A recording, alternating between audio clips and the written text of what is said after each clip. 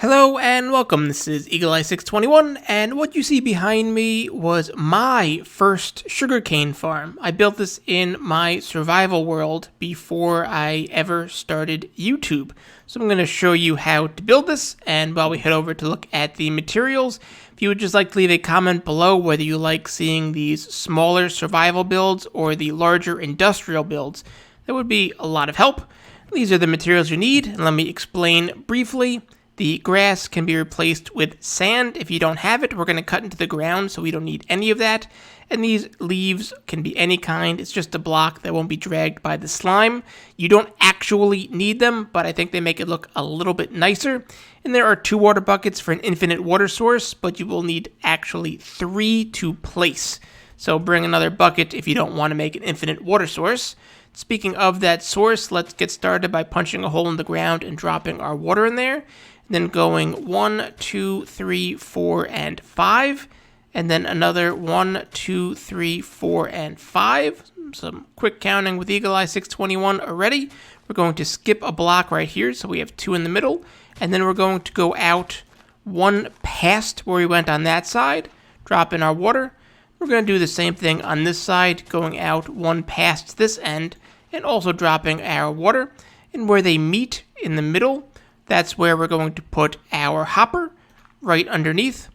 And then we can come around and dig down a little bit so that the water doesn't bother us.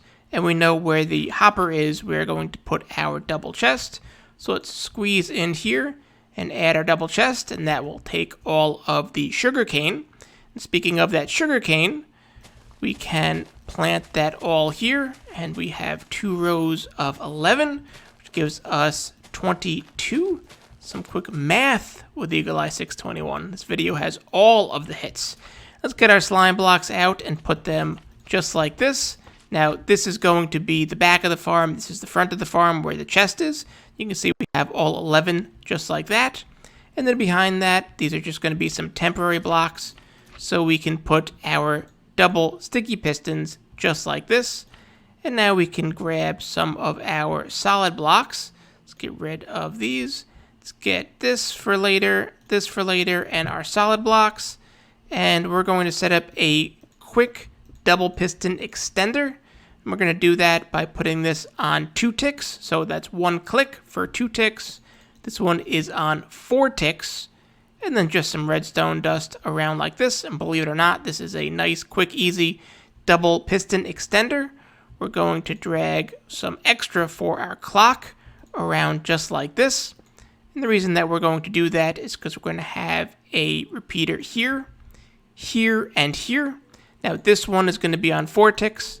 This is also on 4 ticks. This is on the 1 tick. And then we're going to have some more redstone just like this and like this. And then we're going to have 1 more observer. And we can put our observer on either side. It doesn't really matter. Maybe it'll look a little bit nicer if we put it over here. And our observer is going to be looking at another repeater. So let's put something down for him to look at. You can see that we have a double piston extend just like that. And this is going to be feeding off of a daylight sensor. And the reason that we have it feeding off of a repeater just like this is this will turn off every roughly 10 minutes, night and day. So you'll get 2 cycles, which means this clock will set off about every 10 minutes. It can be more based on storms and whatnot, but just based on the way this is, sugarcane takes 16 random ticks to grow. It's about 18.2 minutes. So going off every 10 minutes, you're not really going to end up with many that grow that extra block, which we don't want because it's not helpful. And we're actually basically done here already.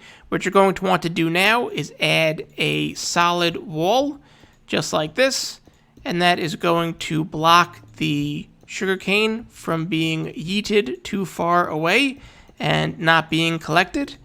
And you go out 1 extra because sometimes it goes out an extra block. And then throughout the course of your day, you have some grow. And then to simulate nighttime, I'm just going to break this, and it will push all of the sugarcane into the water stream, into the hopper, into that chest. And then daytime again, and the same thing. Now, I did say that you could use some of these leaves, and you would just put the leaves right here, one block above, and that just prevents any from growing up. And the reason that you want to do that is because if they do happen to grow, which as I said is rare, the way this works is that this one on top can often not end up in your collection system because it punches out the other ones, but it just drops the ones below it. So you have a couple of items in your world, very rarely, for just a little while. Not really going to hurt anything, but just to be a little bit neater and cleaner, you can complete this roof all the way over. And speaking of those rates, we have 22 of our sugarcane here. So if each sugarcane is going to get you about 3.3 per hour, then all 22 of them is going to be 72.5 on average. And again, that's per hour. And I'm about to say something that may get my redstone card removed, so you may want to just comment below instead, giving me that card back or a different card.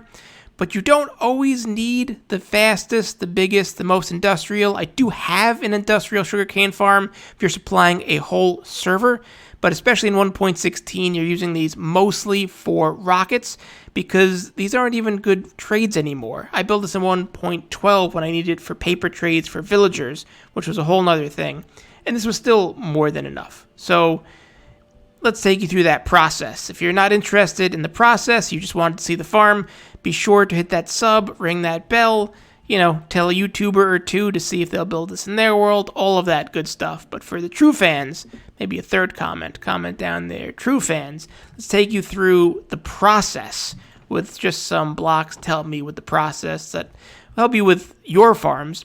And I'm sure I, like most of you, my first sugarcane farm in truth was seeing some sugarcane in the world and just grabbing it and then replanting it along whatever body of water that I happen to have, and I could come and collect it whenever I needed it by standing there and punching them all out. It's not really a farm though, so the first thing that pops to mind, which probably pops into everybody's mind, is if we have some of our sugarcane growing, that can be detectable by an observer.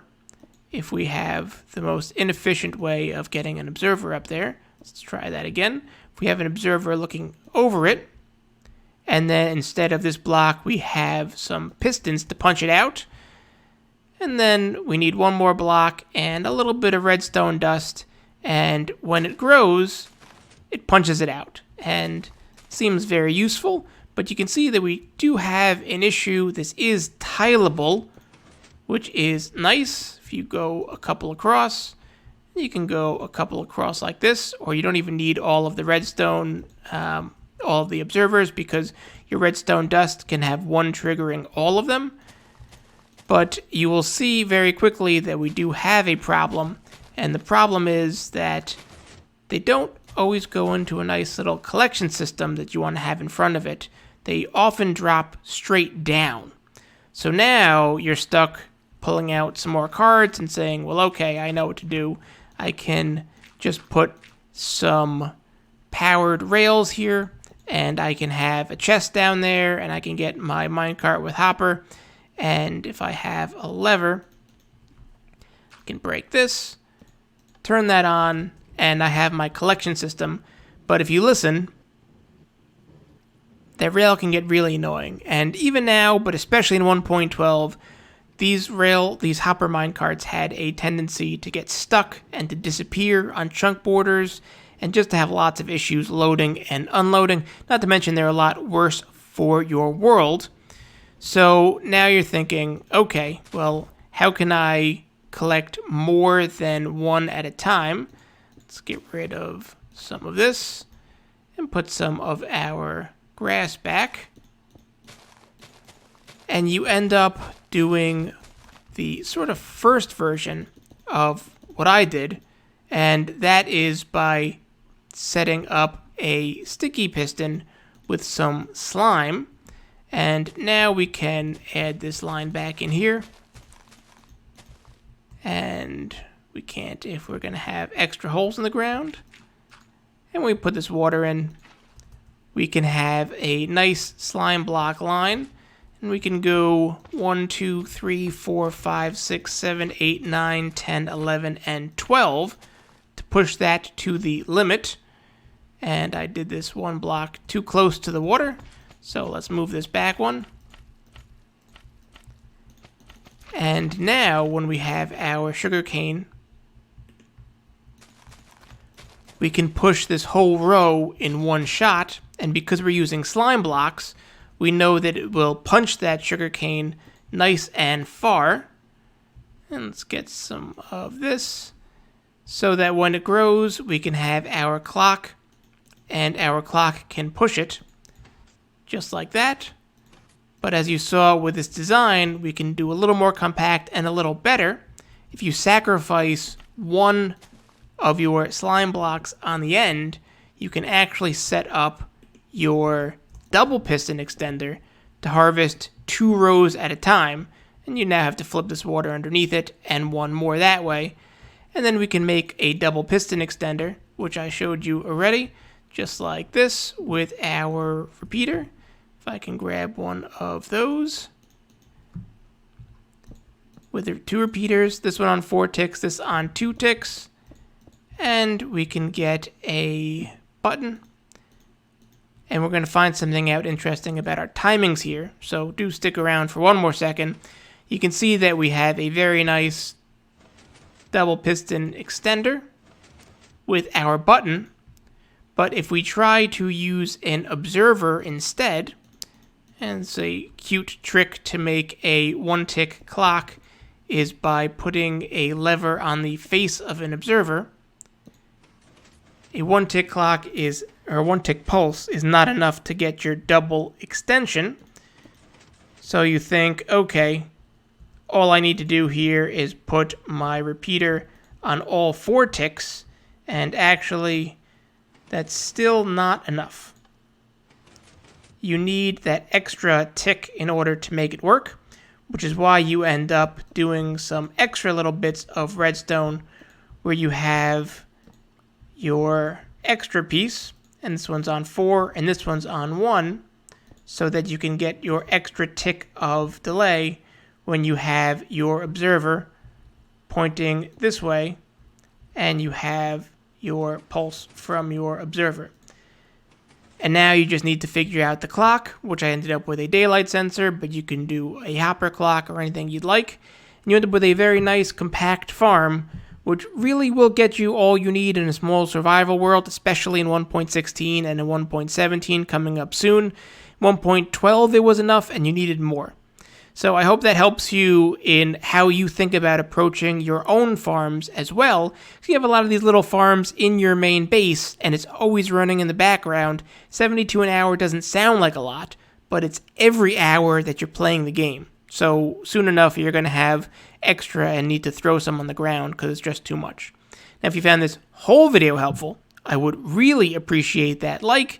Of course, hit that subscribe button with that notification bell rung, and tell your favorite Minecraft YouTuber to see if they'll build this in their world or their friend. And if you're interested, I do have a join button down below if you're interested in supporting me with my work. Thanks for stopping by.